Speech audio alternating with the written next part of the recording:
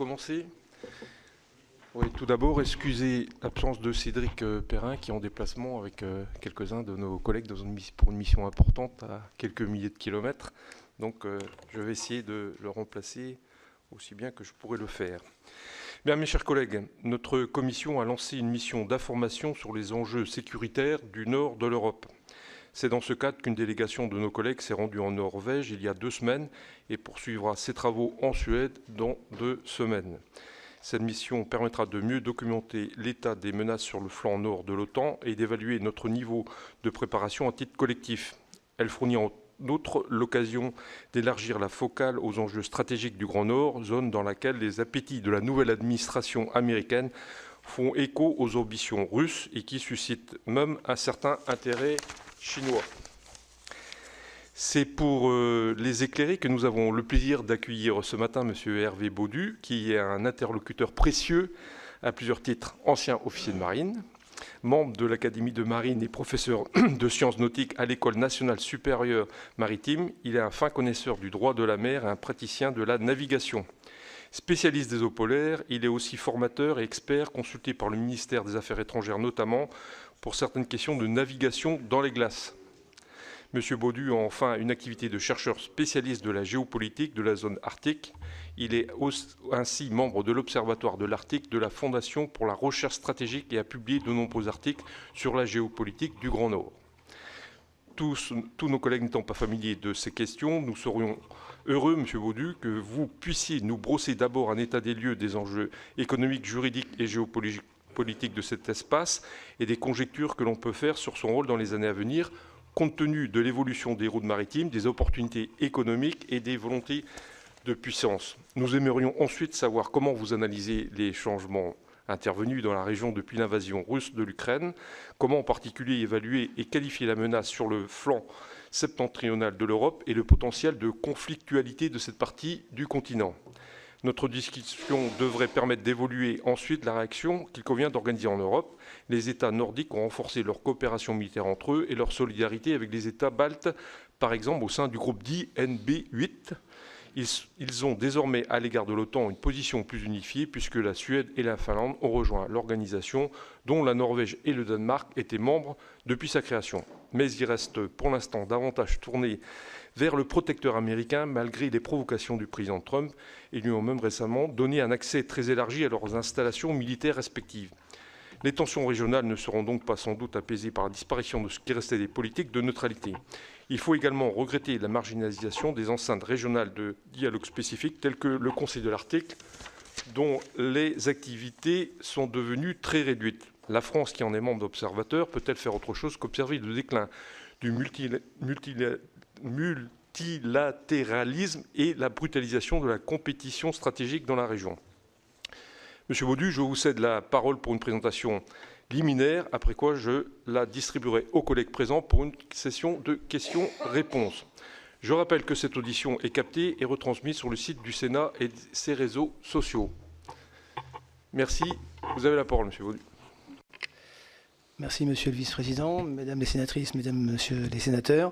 Merci tout d'abord de votre accueil. Je suis ravi de partager un petit peu cette expertise avec vous parce que je sais que cet espace est très politisé. Donc, je suis ravi que votre commission s'y intéresse, comme tout d'ailleurs la commission également aussi à l'Assemblée nationale. Donc, vous avez quasiment tout résumé, tout dit. Donc, je vais simplement rentrer un petit peu dans les détails.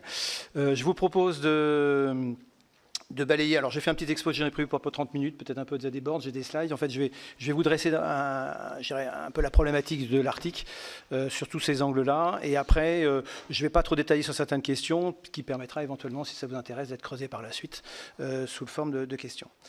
Alors, j'ai intitulé les enjeux arctiques maritimes. Pourquoi? Parce que je vais vous démontrer que l'Arctique, c'est d'abord un espace maritime, évidemment, d'un exceptionnalisme vers une globalisation. Vous l'avez très bien résumé. L'Arctique, jusqu'alors, en gros, si on date un petit peu l'évolution de ce qui se passe en Arctique depuis la chute du mur de Berlin, c'est effectivement une exceptionnalisme, c'est-à-dire qu'en fait, il y avait un système de gouvernance qui n'était pas otanusien ou onusien, mais qui était local, régional, et qui fonctionnait très bien jusqu'à, dirons, la guerre de Crimée en 2014, mais surtout depuis l'invasion de l'Ukraine par la Russie en 2022. Et là, en fait, il y a un changement vous le voyez, hein, c'est très médiatisé. Effectivement, l'intérêt des États-Unis, qui ne sont pas de tout de suite, hein, mais notamment du président Trump sur l'Arctique, secoue, pour comme on dit un peu vulgairement, un peu le cocotier. Je commence toujours mes présentations. Vous m'entendez? Oui, Ah si, c'est bon, j'ai tout ce qu'il faut. Je commence toujours mes présentations par une géographie. Hein. Vous savez que c'est Napoléon qui se prête ce mot-là, qu'un pays fait la politique de sa géographie. Eh bien, c'est exactement ça ici. En fait, on a deux pôles qui sont opposés. Alors, c'est une projection un peu particulière, mais qui est conforme en termes des distances sur les continents. Et en fait, on part toujours de un peu ce négatif et ce positif. L'Antarctique est un continent qui est entouré d'océans.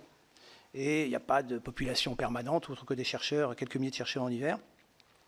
Il y a des ressources, certes, etc. Mais elle est régie, cette Antarctique, par un traité sur l'Antarctique, hein, qui est un autre sujet. Et en fait, à l'inverse, à l'opposé, on a le pôle Nord. Et en fait le pôle Nord, c'est ni plus ni moins qu'un océan qui est entouré de continents. Et des continents qui ne sont pas les moindres. Hein. On les appellera plus tard, vous verrez, les Arctic Five, qui sont donc dans l'ordre sans une aiguille d'une montre, qui sont le Canada, les États-Unis, la Russie, la Norvège et l'Islande.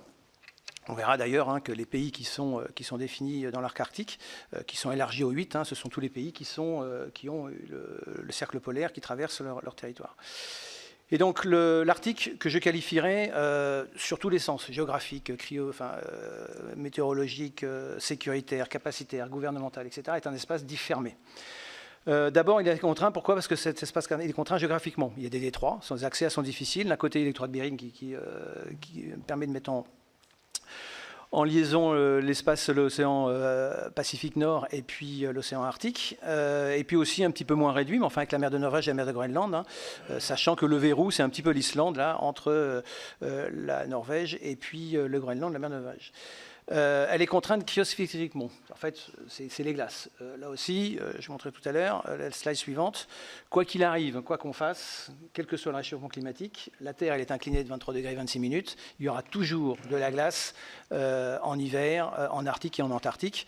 Ce qui fait que, je dirais, l'activité, quelle qu'elle soit, même si l'activité nautique a tendance à se développer, les ambitions de la Russie pour la développer l'hiver, il y aura ce phénomène de saisonnalité, même sur le plan politique, dans ces régions-là. C'est réglementaire. Cet espace est réglementé. Alors, je vais vous le démontrer parce que c'est très important, parce que là aussi, je me fais un petit peu, je dirais, la critique de ce qu'on peut voir sur les médias, ce qui se focalise sur des choses qui sont facilement compréhensibles. Et donc, moi, j'ai une vision un petit peu technique que je partagerai avec vous pour rendre un petit peu la justesse de cet environnement-là. Il est réglementaire, pourquoi? Parce que c'est les conventions des Nations Unies sur le droit de la mer, une CLO en anglais ou c'est une DM pour en français ou européen, qui va régir en fait ces espaces-là et surtout qui va octroyer ces espaces maritimes la propriété des sous-sols aux États côtiers. Donc déjà, premier paradigme, il n'y a pas de course aux approvisionnements, il n'y a pas de course à l'énergie, etc. Potentiellement, toutes les énergies et les hydrocarbures minières, etc., sont de l'apanage des États côtiers. Même si, on verra tout à l'heure, il y a un petit centre, l'Arctique, qui est commun, mais qui, pour l'instant, ne fait pas l'objet d'exploitation.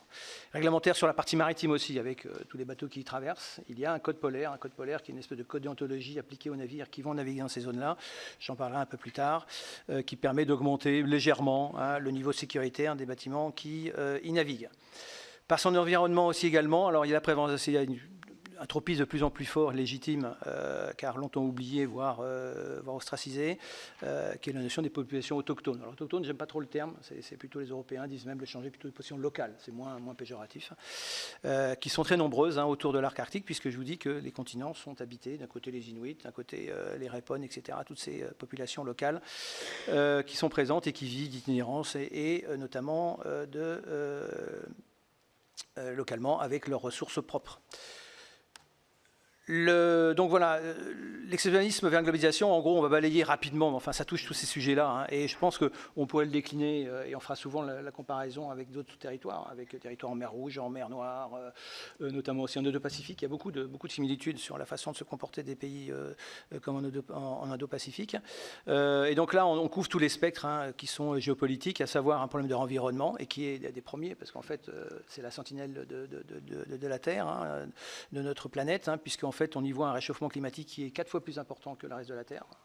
3 fois en France, 2 fois dans d'autres endroits, avec notamment une réduction de l'extension de la banquise à la fin de l'été, de plus en plus importante. Problème de gouvernance aussi, on verra qu'il y a un forum de gouvernance, alors qui bat un peu de l'aile depuis la sortie de la Russie, qui était le Conseil de l'Arctique, qui est un forum intergouvernemental d'échange, qui n'a aucune structure, aucune légitimité vis-à-vis de l'ONU notamment. Il y a des coopérations commerciales qui se faisaient avec l'Europe notamment et la Russie, et surtout un espace très fort d'affirmation de souveraineté, notamment de la part des Russes, mais également de manière induite aussi des Canada et des États-Unis, plus sur un jeu politique, plus que sur une revendication liée à son territoire de l'Alaska. Donc un espace très politisé et très médiatisé. Réglementaire, j'en ai parlé, la Convention des Nations Unies qui va octroyer un certain nombre d'avantages ou de prérogatives aux États côtiers sur la liberté de navigation au large de ses côtes, avec un article particulier, j'y viendrai plus tard. Des ZEE étendues, donc des zones économiques exclusives, qui sont des espaces dont la colonne d'eau et la partie sous-marine sont la propriété des États côtiers, qui fait qu'ils laissent un petit endroit au pôle Nord, mais qui est ce qu'on appelle la zone, dans actuellement, il y a même encore actuellement une convention sur l'interdiction de pêche dans cette zone-là, même s'il reste glacé. Et en fait, sur cette étendue-là, il ne reste que 10% de haute mer, au sens juridique du terme, on le verra un peu plus tard. Les infrastructures, alors les infrastructures, il y en a beaucoup, du côté russe, bien évidemment. Le russe, c'est 23 000 km de côte, c'est 53% de la surface liée dans cette zone polaire. Donc si on se coupe de la Russie, on verra plus tard qu'on se coupe la moitié des ressources et des savoirs russes. Des bases militaires, la partie est très militarisée, même depuis la baisse de la tension suite à la guerre froide, elle reste très militarisée et se remilitarise depuis quelques années, notamment sur des îles sibériennes, j'en parle un peu plus tard. Des infrastructures qui sont liées aux fibres optiques, vous savez que les fibres optiques, c'est un peu, on l'a vu, c'est même un peu la guerre hybride, c'est-à-dire que c'est quelque chose sur lequel on se focalise beaucoup. 98% des communications passent par les fibres optiques, d'accord, elles font tout le tour par Suez, etc. Et on s'aperçoit que si on veut aller de l'Asie à l'Europe, si on passait par le pôle Nord, on gagnerait 600 millièmes de seconde, et ce qui fait que pour des opérations robotisées de bourse, ces 600 millièmes de seconde, ça ferait que l'Europe, ou la City en particulier, serait tout à fait privilégiée. Donc il y a des projets de fibre optique. Il y a un projet qui devait passer par les côtes russes à l'intérieur des ZEE, puisqu'en fait il faut l'autorisation de l'État côtier pour faire passer une fibre russe, parce que le sous-sol appartient à l'État côtier. Et qu'évidemment, on ne va pas faire passer une fibre optique dans le climat actuel au large des côtes russes, surtout qu'il n'y a pas beaucoup de fonds. Donc il y a un projet, North Fiber, qui va passer par le côté canadien qui est en cours. Donc effectivement des intérêts particuliers, même si c'est indirect. Des visements portuaires aussi qui sont du côté russe. La notion de shipping, c'était la notion de navigation. Là aussi, je vais être très clair, on en parle beaucoup, 30% de réduction d'économie de temps, donc de coûts, sur l'affrètement d'un navire au quotidien. Là, c'est pareil, l'équivalent du volume transporté dans l'Arctique sur une année, qui est de 39 millions de tonnes, et encore, il y a beaucoup de comptage, de cabotage, c'est l'équivalent du tonnage d'une journée de navire qui passe à Suez. Contenir, c'est rien. Il n'y a pas de sujet pour l'instant. Même si effectivement il suffit d'un bateau qui s'échoue, qui fait de la pollution, etc. Ça prend des proportions, mais il n'y a pas vraiment pour l'instant de Panama blanc. Ce n'est pas une route alternative à Suez. Éventuellement de délestage. Et encore, on a vu que à l'occasion des incidents qu'il y a eu en mer Rouge depuis 2 ans maintenant, 1 an et demi, les bateaux font le tour par le Cap de Bonne-Espérance, même si les Russes disent ouais, venez par chez nous, etc. Mais la route, elle est fermée 6 mois de l'année. Donc pour tout ce qui est le shipping, ce qu'on appelle le transport juste à temps, c'est-à-dire à porte-conteneurs, c'est-à-dire que c'est comme le train, il faut que ça arrive à l'heure. Je ne vais pas, moi, risquer d'engager des navires à passer par la route maritime uniquement pendant la saison estivale, c'est-à-dire juillet jusqu'à fin octobre, mi-octobre, désorganiser, surtout pour le trafic aux conteneurs, toute ma chaîne logistique que j'ai mis du temps en place sur la partie asiatique. Donc sur le transport juste à temps, il n'y a pas de sujet non plus. Et d'ailleurs, la CMA s'est tout à fait déclarée il y a quelques années à l'occasion d'un G7 avec le président Macron, qui a dit que nous, on n'emprunterait pas pour des questions de respect de l'environnement, oui mon œil, enfin on reste entre nous, mais c'est surtout parce que justement, il n'y a pas d'intérêt économique, c'est trop aléatoire. Et que si un jour, le shipping étant très opportuniste, si un jour il y a des intérêts qui se manifestent là, et croyez-moi que quelles que soient les compagnies, ils iront l'emprunter. La croisière et la pêche sont beaucoup étendues en mer de Barents, donc c'est une mer qui ne gèle pas, qui est entre le Groenland et puis la Norvège. Hein. Et en fait, effectivement, shipping la flotte russe, hein, puisqu'on a une concentration, la plus haute concentration de réacteurs nucléaires dans la péninsule de Kola, avec les bases militaires russes, mais également civiles, hein, puisque la Russie est le seul bateau à avoir des navires à propulsion nucléaire, qui sont les remorqueurs, qui sont les brise-glaces, pardon, au monde. Et puis les ressources. Alors les ressources, c'est un gros sujet. Là aussi, je vais être assez contrariant, puisqu'en fait, les ressources de hydrocarbures, elles sont d'abord dans un potentiel. D'abord, elles sont onshore, même s'ils sont évacués par la mer. Elles sont onshore pour l'instant. Il n'y a qu'une plateforme qui repose sur le fond, qui est soumise à la pression des glaces. Sinon, le défi technologique est tellement important que pour l'instant, il n'y a pas de projet qui tienne la route sur des exploitations offshore, c'est-à-dire sous le sous-sol. D'abord parce qu'il y a de la glace. Hein. Alors, certes, la Norvège le fait parce qu'il n'y a pas de glace, hein, mais là aussi, je vous donnerai un petit focus là-dessus. Même pour le Groenland, on verra, et le Canada, on verra que ce n'est pas à quoi on peut s'attendre. Les Chinois, oui, les Chinois sur le plan politique et le plan des ressources sont effectivement très, très attachés. J'y reviendrai un petit peu ici, puisqu'en fait, la route maritime du Nord est dans la continuité de leur ABRI, c'est des Belt and Route Initiative, qui sont en fait ce qu'on appelle la route de la soie, qui fait partie, la partie maritime, qui fait partie de leur extension, de leur besoin de créer des routes et des corridors sûrs, à la fois vers l'Asie ou les Amériques, hein, et la route de la soie, donc par le pôle Nord, on fait partie. Et puis effectivement, la science, on en parlera. La science est un vecteur diplomatique dans cet espace-là, très important, qui est à mon avis sous-estimé et sous-évalué, et pour des questions tout simplement de ressources, hein, de quels que soient les pays. Et puis avec Trump, ça ne va pas leur s'en arranger. Voilà, simplement un petit slide pour vous montrer que eh bien, les deux pôles gèlent. Alors c'est une émission vidéo, mais enfin là, on a tout à droite, en gros, l'extension maximale de la banquise à la fin de l'été, c'est-à-dire en gros juillet. Toute la partie mai, ça commence à débâcler maintenant, c'est-à-dire que sous l'effet de la houle et du réchauffement de l'eau, effectivement, eh bien, la glace, la banquise se fractionne, hein, et puis on appelle ça des flots. Hein, des flots, ce sont des gros morceaux de glace qui peuvent faire plusieurs kilomètres carrés et qui vont permettre de libérer des routes et des espaces maritimes le long des côtes, du côté canadien, et qu'on va appeler ça pour la route maritime le passage du nord-ouest, et du côté russe, le long des côtes, hein, qu'on va appeler passage du nord-est, hein, va se faire une route entre les îles et puis qui va être margée au nord, hein, par justement cette tension maximale de banquise. On constate qu'avec le réchauffement climatique, ce retrait de la banquise effectivement est plus important, bien sûr. Hein. En hiver, non, puisqu'en fait il fait nuit, donc quel que soit le réchauffement climatique, ça gèle un peu plus tard parce que l'eau est un peu plus chaude, mais elle se refroidit suffisamment vite. Hein. La banquise s'épaissit en fait par-dessous, hein, du fait de la température de l'eau. Ça gèle à 1,8. Hein. Mais en revanche, du fait de l'été arrive plus vite, les chaleurs sont plus importantes, la débâcle est plus importante, et ce qui ne veut pas dire que moins de glace, ça veut dire qu'au contraire, il y a un peu plus de glace en termes de surface, c'est la même quantité, le même volume, mais comme elle débâcle, elle s'éparpille beaucoup plus, ce qui rend en termes de navigation, une navigation beaucoup plus aléatoire, puisqu'en fait, on va être confronté à avoir des plaques de glace qu'il va falloir négocier, et surtout, ce sont des navires qui ne sont pas classe glace, ça va être un peu plus difficile. Donc je dis, voilà, c'est une réalité. Hein. Entre 75 et 2019, 75 étant un référentiel, 79 un référentiel des premières captures de satellites de la NASA, et qu'on on a une connaissance assez exhaustive de toutes les parties d'évolution de la glace sur les pôles, grâce à ça. Et le réchauffement climatique, il est très prégnant en Arctique, c'est évident. Hein. 70% de la banquise est de première année. Avant les années 70, il y en avait à peu près 50% de pluviométrie annuelle qui ne fondaient pas. D'accord, mais là, elles font. Et donc, ce qui fait qu'il reste plutôt 1,4 million de kilomètres carrés sur les 15 millions de kilomètres carrés qui restent de la pluviométrie annuelle, qui est en fait de la neige, de la glace qui reste ici au nord du Groenland.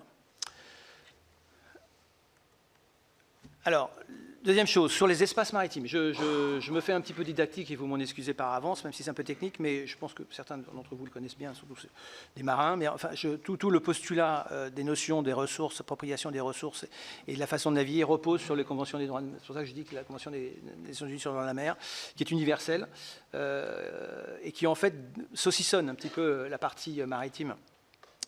Et la partie souterraine dans l'espace maritime. Alors vous avez plusieurs zones, hein. Vous avez les eaux intérieures qui en fait est une ligne fictive, hein, qui va en fait par exemple entre Brest, et Douarnenez, la mer d'Iroise, entre les îles le Chenal du Four et puis le Ratsin, eh bien, toute la mer lilloise, c'est une mer intérieure. C'est-à-dire qu'en gros, l'État a une législation, la souveraineté pleine et entière. C'est-à-dire qu'un bateau ne peut pas y pénétrer. Bon, il y a des cas particuliers, mais enfin, il faut l'autorisation de l'État. Cette souveraineté, dans certains cas, dans le domaine maritime, est étendue jusqu'à 12 000, qu'on appelle les eaux territoriales. Les eaux territoriales, le navire a le droit, normalement, international d'y naviguer, sans consentement, enfin, sans accord de l'État, uniquement s'il le fait sous un passage inoffensif pour rejoindre ou sortir d'un port, ce qu'on appelle le passage inoffensif. Dans les faits, la réglementation, puisque c'est souverain, la réglementation de l'État côté s'y applique. Et donc, s'il y a un navire, un pétrolier qui ne répond pas à une certaine réglementation internationale, l'État côtier peut effectivement lui interdire son accès. Mais s'il est au-delà de ces 12 000, je ne peux rien faire. C'est le cas, si vous vous souvenez, à titre d'exemple, en Baltique, à plusieurs reprises, où des tankers ont arraché des fibres optiques. Et dans la partie donc, baltique, il y a des voies de circulation internationale. Et tant que le navire n'était pas soupçonné, on savait que c'était lui, on fait une corrélation, on savait que c'est forte présomption que c'était lui qui l'avait arraché avec son encre, intentionnel ou pas intentionnel, c'est un autre sujet. Mais les États, la Suède et la Finlande, étaient incapables de la raisonner puisqu'il était dans les eaux internationales, à 12 000. D'accord. Ensuite, une zone contiguë qui est liée à la problème douanier, c'est pas un problème.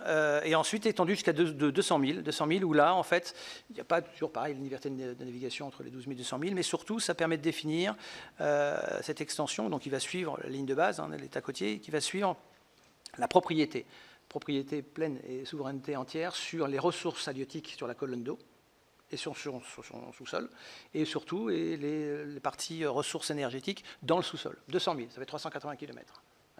Ce qui fait que quand on va faire ces 380 km autour de tous les continents arctiques, etc., on va savoir qu'il ne reste plus grand-chose au milieu de l'Arctique. L'espace aérien, je le mets aussi parce que c'est très important. On n'a pas trop tendance, quand on fait pas le signifier, mais c'est important pour des questions de survol aérien, etc. Notamment quand il y a la Finlande et la Russie qui a interdit son espace de survol aérien, ce qui fait que pour en faire un Seattle, Singapour, il fallait faire tout le tour, ça coûtait beaucoup plus cher. Là aussi, la souveraineté est pleine et entière sur l'espace aérien et c'est calqué sur l'extension des 12 000. Donc je n'ai pas le droit de faire voler un hélicoptère effectivement dans les zones territoriales sans avoir l'autorisation de l'État côtier. Et au-delà de ces 200 000, il y a une marge qu'on appelle l'extension du plateau continental, qui est une extension, c'est une extension géomorphologique du continent qui plonge dans l'eau. Qui permet, dans certains cas, dans certaines législations, on le verra tout à l'heure, de pouvoir s'arroger, c'est à peu près 150 000 supplémentaires de souveraineté sur les ressources, si le pays arrive à prouver qu'il y a une continuité morphologique sur son plateau continental, ce qui est le cas de tous les pays en Arctique.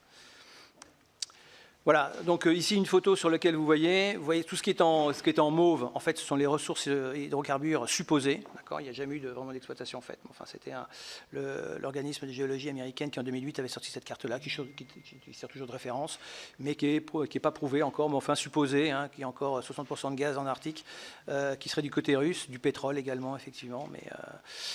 Il n'y a pas de partage, de conflit, je dirais, de partage sur les ressources. Puisque vous voyez, j'ai mis en bleu le sauterelle bleu, l'extension des Z2. D'accord ? Tout ça, c'est sous des glaces, même un peu une partie en été, mais on l'a vu. Il n'y a aucune velléité pour l'instant, ça coûterait trop cher d'exploitation. Il y a de l'exploration avec les Chinois, notamment en coopération avec les Russes dans la mer de Kara, pour aller sonder effectivement s'il y a du pétrole, mais pour l'instant, il n'y a aucune exploitation, je veux dire, à part aucune exploitation de pétrole et de gaz en Arctique. Et de toute manière, s'il y en avait, et si un pays est autorisé, comme le fait la Chine notamment, elle ne pourrait que passer par des projets communs avec la Russie, le Canada, etc., puisqu'en fait, on n'a pas l'autorisation d'aller forer comme ça dans les 200 000 des côtes russes. Voilà, donc ça c'est les ZEE de tous les pays côtiers, donc on voit. Alors j'ai oublié tout à l'heure de mentionner dans les articles 5, effectivement, le Groenland, au titre du Danemark, de la couronne du Danemark, puisque le Groenland, on le verra un peu plus tard, est un territoire autonome maintenant, mais enfin qui dépend quand même de la couronne sur les plans économiques et puis affaires étrangères, enfin économiques subventionnées par la couronne du Danemark. Et il reste une partie centrale qu'on voit un peu en gris, là, avec un trait à l'intérieur, je ne sais pas si vous le voyez bien, là. Le trait à l'intérieur, c'est les extensions du plateau continental revendiquées par chaque État côtier. Et puis au milieu, c'est la haute mer, c'est-à-dire en gros, typiquement, on pourrait très bien y pêcher comme on veut, sans avoir l'autorisation de qui que ce soit. Même si le traité de la haute mer, c'est le BBNJ, effectivement, essaye de réglementer ça, mais pour l'instant, pour anticiper ça, il y a eu un moratoire en juillet 2021, signé par des pays subarctiques, dont la Chine, la Corée du Sud, effectivement, les articles 5, pour empêcher, donc on n'a pas le droit de pêcher dans ces zones-là, tant qu'on n'a pas prouvé que les ressources étaient sécurisées. Bon, il n'y a pas de besoin parce qu'il y a de la glace, donc on ne pourra pas les pêcher. C'est une précaution. L'extension du pacte continental, qu'on entend pas mal aussi parler, qui est en fait tous les pays qui sont signataires de la Convention du droit maritime sur les Nations Unies peuvent prévaloir de l'appropriation de l'extension du pacte continental à condition que ce soit prouvé. Alors, sur la partie arctique, vous avez, ce sont deux plaques tectoniques qui se rencontrent, hein, l'euro-asienne et puis l'euro-américaine, et qui en fait sont du côté russe. Il y a beaucoup de plateaux continentaux, mais au milieu, il y a des fosses. Hein, au niveau du pôle Nord, il y a 4000 milles de fond. Entre la ligne, entre le Svalbard et la Norvège, et puis le nord du Groenland, il y a aussi une fosse de ce côté-là, et puis le reste, ce sont des hauts fonds.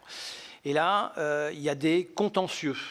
Il n'y a pas des conflits, c'est-à-dire que ce sont des contentieux sur l'appropriation de cette dorsale de Lomonosov et de Gakel, qui sont des extensions qui relient, des ridges, c'est un ridge, hein, qui relient ces deux plaques continentales et qui permettraient à chaque pays de prouver que, effectivement, l'extension jusqu'à 350 000 est avérée et devient la propriété de l'État côtier. Alors, quand il y a ces instructions-là, est soumis à une CLPC, c'est une commission des Nations Unies sur l'extension des plateaux continentaux, et qui étudie, donc ils sont un peu jugés partis, parce qu'en fait, c'est scientifique de tous les pays, hein, et qui regarde si effectivement, scientifiquement, l'extension géomorphologique est prouvée ou pas, et si ça l'est, et pour la partie russe, a priori, ça a déjà été légiféré, ça l'est, mais s'il y a conflit avec un autre pays, eh bien, c'est entre ces pays-là de s'entendre.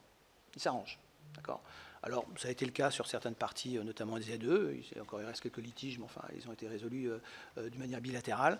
Et là, si vous voulez, il n'y a pas une chambre d'arbitral qui va dire bah, si cette partie extension continentale, c'est à la Russie parce que c'est prouvé. C'est eux de s'arranger les limites. Et pour l'instant, tout le monde les revendiquant, pour l'instant, ça reste un statu quo. Sur la partie shipping, j'en ai parlé tout à l'heure. Je vois ici un petit peu les pastilles sans les détailler, mais enfin, vous voyez en gros sur une projection polaire, donc qui respecte les espaces et les distances sur les espaces continentaux. On voit que la route orange, c'est la route traditionnelle de Suez, et puis la route blanche, c'est la route qui, effectivement, en termes de distance, est à peu près 30% plus courte. Elle n'est pas contrainte sur la mer Rouge, elle n'est pas contrainte sur le canal de Suez. Il y a ce qu'on appelle des choke points, c'est-à-dire en gros des endroits où effectivement c'est assez sensible, des concentrations de bateaux, ou même de la piraterie, hein, comme du côté de Socotra, en rentrant en mer Rouge, l'Éthiopie, l'Érythrée, etc., ou à Malacca. Mais ce sont des routes commerciales qui sont utilisées depuis très longtemps. Et même si, et encore avec la mer Rouge, avec les Houthis, eh bien tous les bateaux qui sont juste à temps, un peu moins les vraquiers, mais juste à temps, c'est-à-dire tous les porte-conteneurs font le tour par le cap de Bonne-Espérance. Et donc il existe cette route blanche qui passerait par Bering, qui longerait la partie russe et qui viendrait en Europe, hein, et la même chose du côté canadien.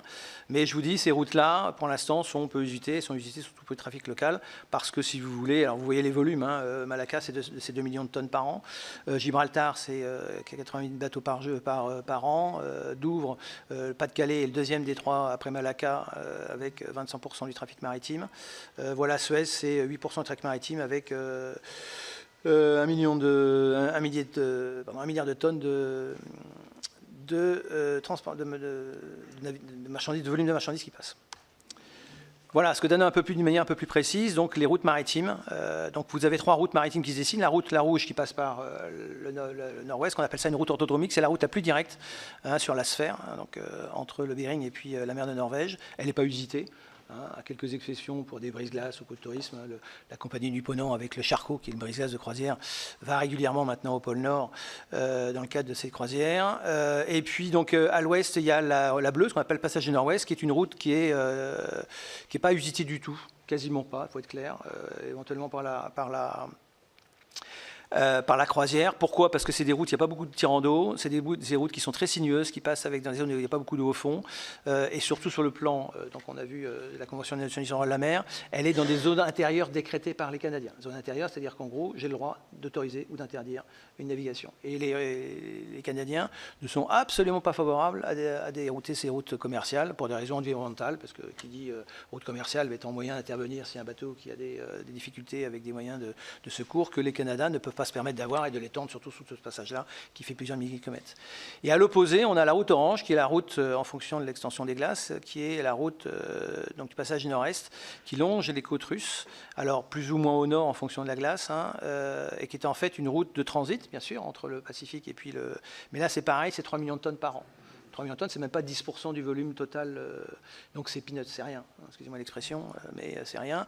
Alors c'est très médiatisé puisqu'en fait les Chinois, toujours pareil pour les problèmes de communication et de politique, sont quasiment les seuls bateaux qui font des trafics réguliers, parfois jusqu'en Europe, mais surtout jusqu'à Mourmansk ou Archangeles. Hein. C'est 14 bateaux l'année dernière, c'est rien. 14 bateaux, mais effectivement ça prend des proportions. Les Chinois font la route artificielle, oui, le véhicule là-dessus, mais bon, là aussi en termes de volume, c'est pas grand-chose. Mais surtout, c'est du trafic de destination. Destination, c'est du trafic qui vont d'un port à un autre, et surtout des ports, dans un sens, c'est-à-dire des ports russes, et notamment de la Sibérie orientale du côté de la péninsule de Yamal, je montrerai ça tout à l'heure, pour l'exportation des hydrocarbures russes et minerais russes, qui sont, je vous dis, les 37 millions de tonnes par an. Donc c'est pas du transit, c'est simplement des Russes vers l'Asie et les bateaux vides qui reviennent en aller-retour. Voilà un peu le trafic maritime. Si vous voulez, en couleur, plus c'est clair sur la slide de droite, plus le trafic est important. Donc on est sur la péninsule au nord de la Norvège, hein, et la péninsule de Kola, où là il y a eu trafic qui est lié à la pêche. Hein. Et puis après, on a un petit peu de trafic marginal sur les routes maritimes qui se développe surtout sur la partie russe. Et on voit donc, sur le petit tableau à côté, hein, les volumes en millions de tonnes par an, donc depuis 2018. Hein, et en gros, tout le volume, donc les 20 millions de tonnes, etc., est exclusivement lié à l'exportation de l'usine Yamal LNG, qui est de production de gaz liquéfié dans la Sibérie occidentale, qu'on verra tout à l'heure. Usine qui nous approvisionne à 80% de notre GNL en France. On verra ça tout à l'heure. Voilà, pour donner un peu une idée de ce que c'est que la glace. Hein. Voilà, en période estivale, ce sont des flots qui se détachent. La banquise qui était compacte, comme on le voit à droite. Hein. Il n'y a pas d'iceberg hein, dans la partie, ou très peu, partie groenlandaise, éventuellement. Il n'y a que de la glace de mer, la glace de terre. De toute manière, le bateau ne doit pas la toucher parce qu'il coule, sinon. Hein.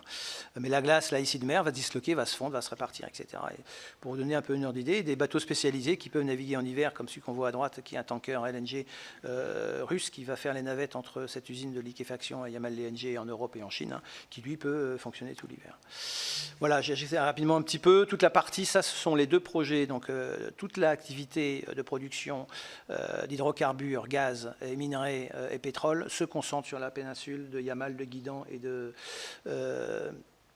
Temir, qui se trouve là, à l'est, de la péninsule de Kola, en mer de Kara, à la marge de la mer de Barents, où là il y a quasiment 80%, ça reste sous la glace. Hein, mais, donc le pétrole, effectivement, qui est exploité depuis déjà plusieurs décennies, hein, avec simplement la petite pastille en haut, qui est cette plateforme là justement, qui repose sur le fond, à 30 mètres de fond, hein, et le reste ce sont des bouées hein, qui sont à l'extérieur, à la mer, hein, mais qui sont reliées sur des champs onshore. Là pareil, on est sur des volumes qui sont relativement modestes, hein, mais dont à part un qui est de Rosneft, là, qui est en cours de construction, là, qui est près de Dixon, là, la partie haute de la carte, là à droite, où il y a un projet de Vostok, hein, qui est russe, de 100 millions de tonnes pour la fin de la décennie. Là, ce sont tous les projets LNG de Novatek, qui est l'entreprise privée russe, d'accord, mais finalement projet pouvoir, rien n'est éloigné du pouvoir, surtout concernant le financier. Donc la première, c'est Yamal LNG, qui se trouve sur la péninsule de Yamal, qui est un champ onshore qui est un des plus importants au monde. Il y a un potentiel de gaz et de pétrole en Russie qui est phénoménal, qui est considérable, d'accord. Et quand on voit, je fais une parenthèse de tout ce que les usines de liquéfaction ou de reliquéfaction qui se développent en Europe, en Amérique, etc. J'en parlerai un peu plus tard, surtout aux États-Unis, font que le gaz, c'est clair, même si ça ne se dit pas et on ne doit pas le dire entre les lignes, fait que ce sera l'énergie alternative, au mieux quand il y aura l'hydrogène en 2050, voire la fission nucléaire, la fission plutôt, ça restera là le gaz, c'est clair. Hein, le gaz, alors les Russes ont du mal, on verra tout à l'heure, à le vendre, à part celui de Yamal LNG, où il y a des contrats avec des entreprises européennes et Total, pour ne pas la nommer, hein, qui a un contrat à très long terme sur cette usine, qui a participé à la construction de cette usine, qui a financé une partie de cette usine et qui est encore actionnaire de Novatek à 20%. Hein. Ce qui est d'ailleurs, et on l'a vu avec la déclaration de la présidente de la Commission européenne, qui a des velléités à se soustraire du gaz russe d'ici 2027, va être compliqué, puisque en fait, on en a besoin, on ne sait pas faire entre autres. Hein. Pour l'instant, le gaz LNG représente à peu près, représente 20% de nos approvisionnements, et surtout en France, hein, et la Belgique. Hein. Donc ce gaz-là, il y avait des projets qui ont été développés à côté. Donc Arctic LNG 2, avec les sanctions économiques qui ont été quasiment stoppées, il n'arrive pas à produire. Les 2 trains de liquéfaction sont construits. Ils n'arrivent pas, ils produisent, hein, mais ils n'arrivent pas à vendre parce que cette usine est sous sanction. Et les bateaux tankers aussi associés sont sous sanction. Et après, il y a plein d'autres projets. Alors ils communiquent là-dessus, les Russes, hein, si on les entend bien. Il y a Arctic LNG 3, etc. Puisqu'en fait, là, cette région-là est très onshore, hein, est très riche en gaz. Ça n'a pas été encore financé. La seule alternative, c'est les Chinois. Les Chinois sont très méfiants. Hein, ils ne veulent pas mettre tous les autres au même panier. Et donc, pour l'instant, ces projets-là, même si Novatek est en mesure de les faire, ne sont pas commencés et n'ont même pas été financés. Voilà, les enjeux économiques sont sur l'Arctique et je me focalise sur la Russie, parce qu'effectivement, du côté des États-Unis, il y a aussi en Alaska de gisements importants, un des plus gros gisements qui s'appelle le Prudhomme Bay, qui est au nord de l'Alaska, qui a été réouvert en partie avec la législation de Trump, avec des projets qui vont se mettre dessus, parce que c'est en marge d'une zone naturelle, ce qui fait un peu ce qu'il y avait pour les gouvernements précédents avait été sanctuarisé, mais là il l'a ouvert. Mais il n'y a pas de gaz pour l'instant. Et donc voilà, les 2 grosses usines, c'est Yamal LNG qui est en construction. Donc c'est une usine qui a été construite, je crois que j'ai un slide après, voilà, qui a été construite, ici vous voyez sur la droite, les citernes sont de Vinci, d'accord. Toute la technologie d'ingénierie était assurée par Technic FMC, qui est une franco-américaine, qui a dû se retirer avec une perte conséquence du projet Arctic LNG 2, parce qu'il le fait sur le même principe, hein, mais qui était, avec les sanctions qui ont été obligés de se retirer.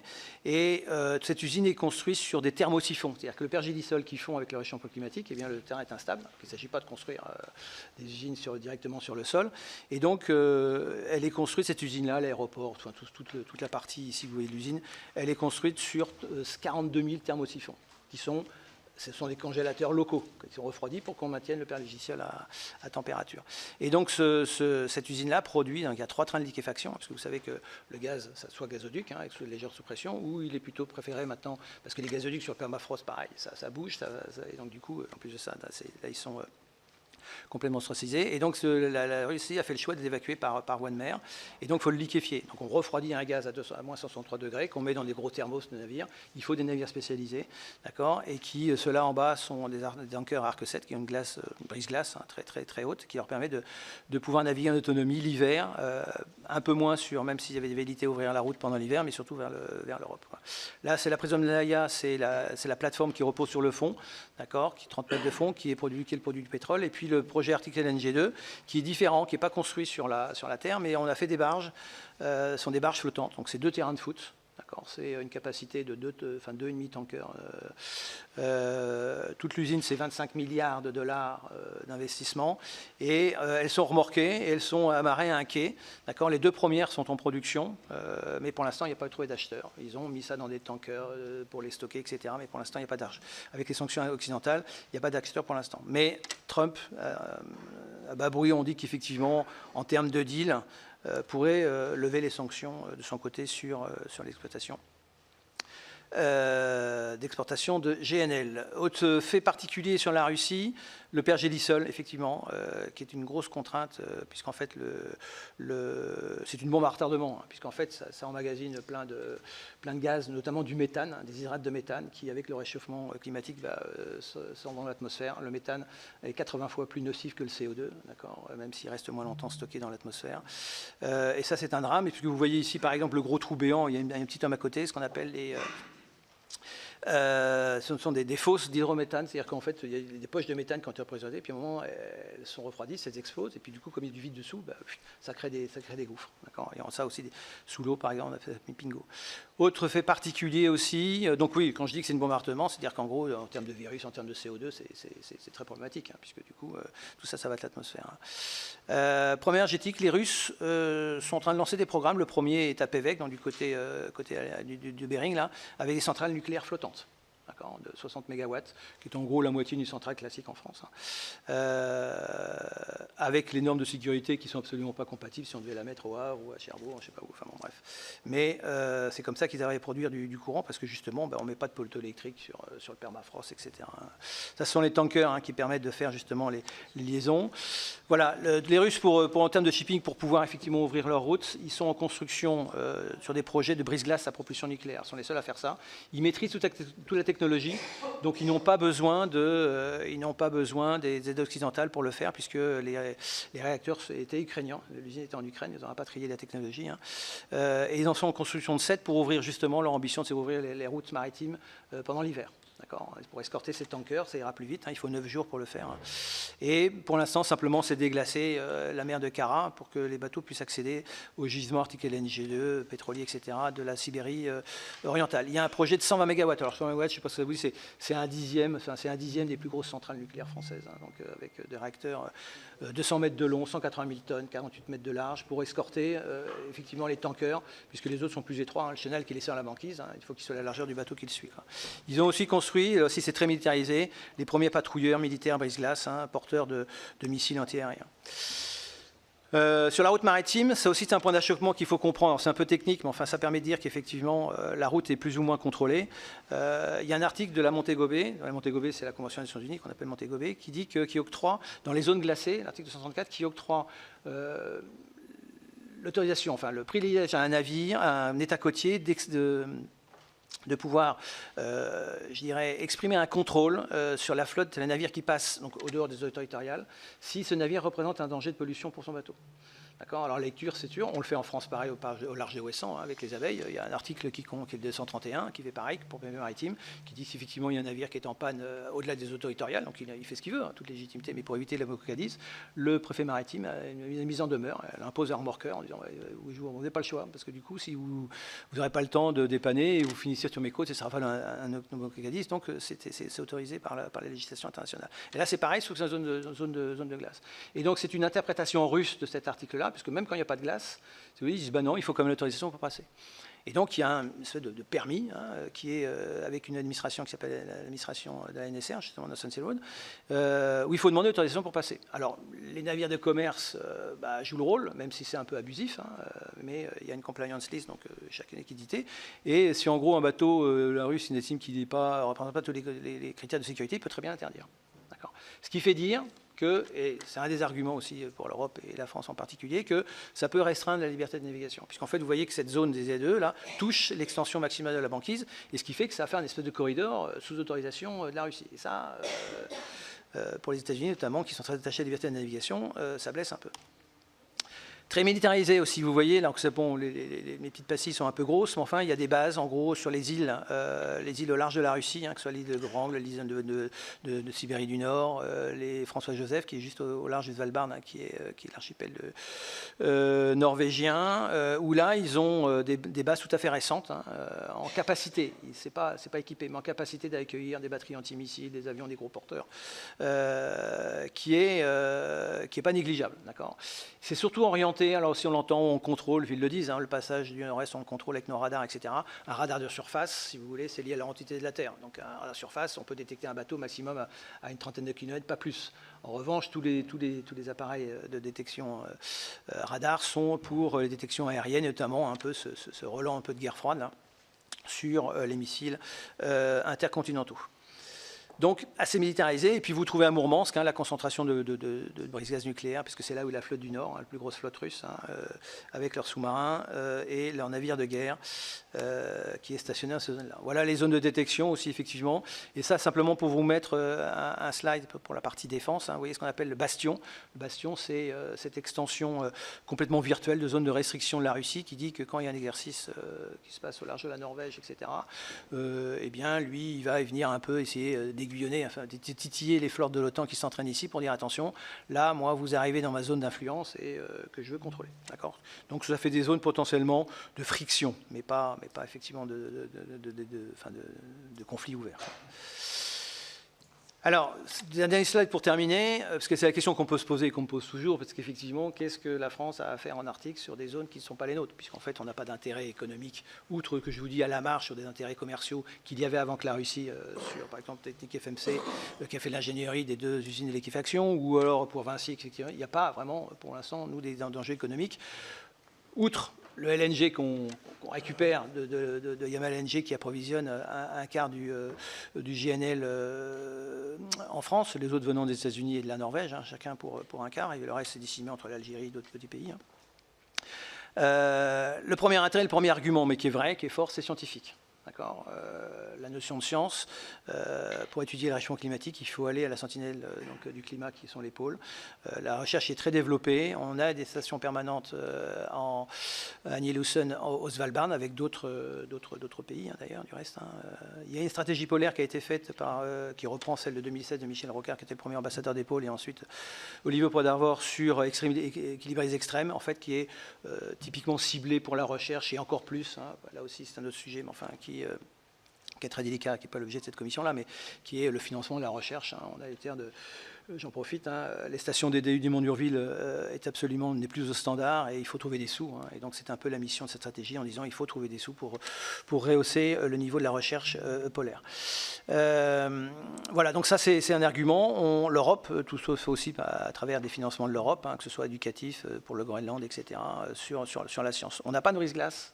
L'Allemagne, on a eu en train de refaire le Polarstern 2, 1,3 million d'euros. Hein. Le seul brise-glace que l'on ait, nous, c'est l'Astrolabe qui fait de la rotation, qui appartient à la Marine nationale, qui fait des rotations entre DDU et puis Hobart, hein, pendant les périodes estivales en Arctique. Alors il y a un brise-glace qui est en construction avec l'Ifremer, un projet qui s'appellera d'ailleurs le Michel Rocard, hein, mais qui sera positionné lui aussi à Nouméa et qui fera un peu la recherche à la fois en Pacifique l'hiver, et puis qui fera aussi de la recherche en mer australe l'hiver.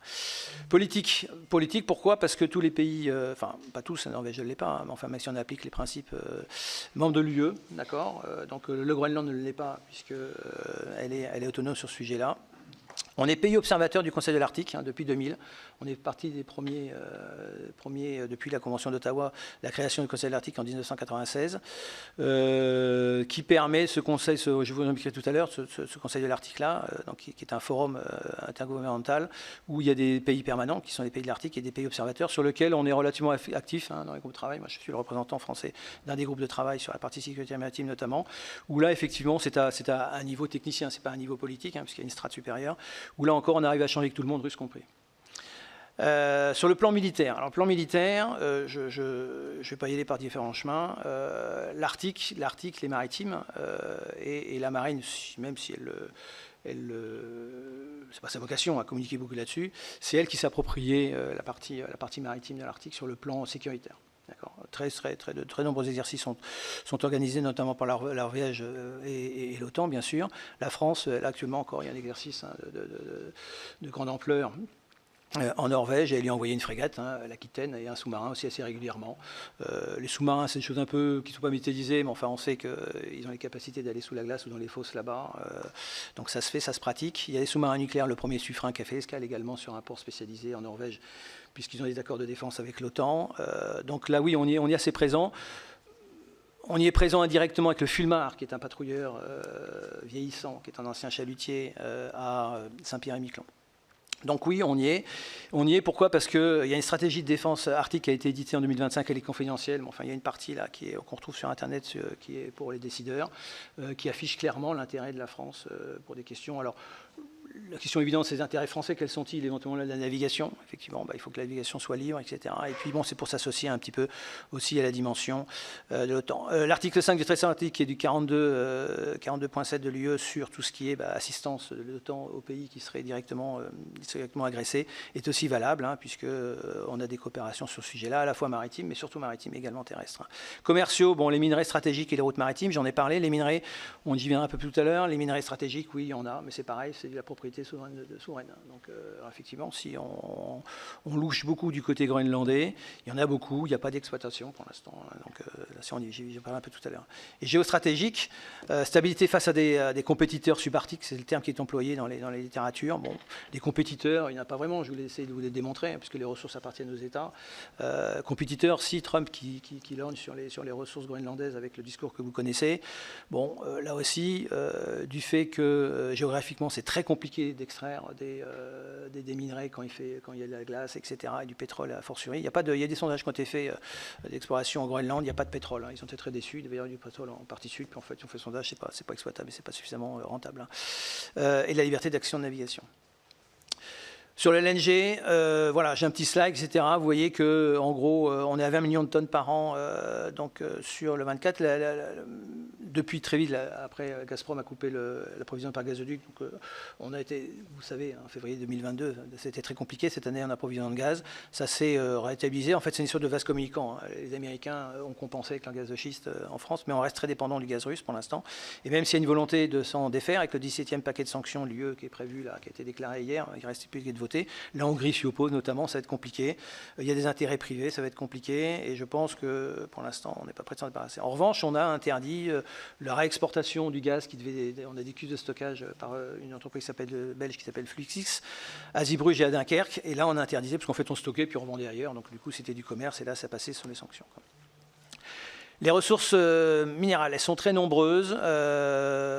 Côté norvégien, vous voyez le photo, la slide là-haut, de l'exploitation de gaz et de pétrole, qui alimente un fonds souverain en Norvège qui est le plus important au monde. D'accord, ils avaient un moratoire, ils se disent bon maintenant c'est bon, on va lever le pied, on va plutôt privilégier les ressources alternatives, comme l'hydrogène, etc. Puis en fait ils sont revenus dessus, ils ont rouvert des concessions, etc., qui sont dans les ZE norvégiennes, donc il n'y a pas de sujet là-dessus, hein, mais il y a un gros potentiel. Sur la partie des minerais, les minerais il y en a partout, hein, il y en a partout au Canada, les minerais de fer, etc. Il y a une des plus gros producteurs européens, enfin du monde, hein, de fer à Kurina, qui est dans le nord de la Norvège, là, qui sont d'ailleurs en train de démonter la ville. Ils démontent la ville, parce que la mine est à ciel ouvert dans la ville, là, donc ils la démontent, ils la déplacent la ville pour pouvoir encore racler tout autour. Quoi. Et puis les terres rares, effectivement, c'est un peu l'apanage. Donc Kurina, vous voyez là la partie. Alors à droite, vous avez une carte de la géologie groenlandaise, où effectivement, et c'est vrai, hein, des terres rares prouvées. Alors prouvées, c'est pas forcément, c'est des sondages qui ont été faits avec d'ailleurs des chercheurs français du CNRS font régulièrement ce genre de travail-là. Et donc vous savez que les 19 articles terres rares, hein, du tableau de Mendeléev là font que le Groenland est très riche en terres rares. Alors pas d'exploitation. Le problème des terres rares, il y en a partout. Il y en a à l'Allier, hein, si on veut faire gérer les terres rares. Le problème, c'est le traitement. Or, un traitement des terres rares, c'est un pourcentage qui est de quelques pourcents. Hein. On est obligé de passer par des réactions chimiques qui sont en général radioactives et qui font des boues radioactives. Et donc, en termes d'environnement et en termes de réglementation, c'est absolument drastique. C'est pour ça que ni les Américains ni les Français ont les capacités à le faire de grande ampleur, et que ce sont les Chinois qui se sont accaparés ce système-là. Donc, les Chinois ont sur certaines matières, hein, donc avec des noms un petit peu en ium, hein, un petit peu bizarres, la Chine, et même c'est des moyens de rétorsion, a le monopole des terres rares quasiment, au moins dans l'entraitement. Et donc, il suffit de les extraire. Il y a une mine d'uranium dans le sud-est de la Groenland qui intéressait beaucoup les Occidentaux. Mais le gouvernement récemment élu, là, il y a quelques semaines, groenlandais, a suspendu son exploitation. Enfin, a interdit son exploitation. Pour finir, les deux derniers slides, j'étais un peu long, j'en suis désolé. Sur l'Arctique, les gouvernances, la partie, donc il y a les conseils de l'Arctique, qui est justement à commission à présidence tournante. Là, c'est dans le 12 mai, dans quelques jours, où c'est le Danemark qui prend la présidence à la suite de la Norvège, et qui a perdu un petit peu de son ampleur et de son influence avec je dirais un peu l'écart, la Russie qui s'en est retirée un peu forcée par les membres de l'Arctic 8, hein, donc en mars 2002. Hein. Ça a repris un petit peu les dernières, et ça vit grâce à ces groupes de travail, notamment des groupes de travail par correspondance, dans lesquels c'est force de proposition sur des conventions qui sont votées à l'issue, mais qui ne sont pas forcément contraignantes, puisque le forum n'a aucune légitimité juridique contraignante, mais qui peuvent être repris pour la partie maritime, par exemple à l'OMI, hein, l'Organisation maritime internationale, notamment le code polaire, la réduction d'utilisation des fuels lourds, etc. en Arctique, ça vient de là. Quoi. Les institutions qui sont en marge du Conseil de l'Arctique, hein, il y a un petit focus là, etc. Il y en a certaines qui sont importantes, hein, et non pas des moindres sur le plan sécuritaire, celles de l'OTAN. Hein, d'accord. Maintenant, sur les Arctic 8, 7 des pays sont, depuis le ralliement de la Finlande et de la Suède, ensuite à l'OTAN. Donc, ce qui fait réagir très fortement la Russie face à ça, donc ce message qu'elle dit, qui se sent agressés. Hein. Mais quand même sécuritaire, qui est une force de proposition importante, notamment avec la Norvège, qui organise très régulièrement des exercices à la fois terrestres et maritimes. Il y a un forum qu'on appelle le Barents Euro-Arctic Council, qui était un forum local dans lequel la Russie s'est retirée en 2022 à la suite de l'Ukraine. Il y a aussi des forums, ce qu'on appelle la roadmap, hein, donc purement militaire. Il y en a un qui marche très bien avec tous les pays nordiques, dont la France, un pays associé, observateur, est associé, et qui l'a organisé l'année dernière en virtuel, puisque les présentiels se font sur les pays du monde permanent. Voilà, alors qu'est-ce qu'on pourrait dire pour finir, pour conclure de cet espace arctique? En fait, il y a 3 hypothèses. Soit ça reste un petit peu comme ça, même si Trump s'agite un peu. En fait, le Groenlandais est souverain, le Canadien l'est aussi, donc j'imagine mal une invasion militaire. Après, des intérêts privés de gré à gré, comme l'ont fait les Russes, comme l'ont tenté les Chinois au Groenland, pourquoi pas, mais en général pour les Chinois ça a pas mal avorté. Tension faible, tour descente, c'est un peu le soufflet qui se dégonfle. La Russie a une autonomie technologique, elle arrive à revendre, à équilibrer son exportation de LNG, elle récupère. Le LNG, l'Arctique, enfin les ressources minières, hydrocarbures de l'Arctique, c'est 15% de son PIB. 15% de son PIB. Et sinon, après, tension forte. Donc là, on peut penser effectivement à la présence chinoise un peu plus affirmée qui peut jouer, faire un peu réagir la Chine. Aucun navire militaire chinois, aucun navire militaire de l'OTAN ne va naviguer en Arctique. Il n'est pas question de faire des opérations de liberté de navigation des FONOPS qu'on en fait entre Taïwan et puis la Chine. Pour l'instant, ce n'est pas à l'ordre du programme. C'est préparé, mais ce n'est pas au programme. Ce serait trop brusque. Et puis, potentiellement, ce qui pourrait effectivement, domination de la Russie sur la route maritime du Nord qui pourrait faire réagir les Russes, et encore. Voilà, simplement mon petit focus, là j'en profite effectivement, il faudra un moyen français, je pense. Ça a été plus ou moins été repris par la stratégie en France. C'est nécessaire, le meilleur vecteur de communication dans ces pays un petit peu en tension, c'est la science.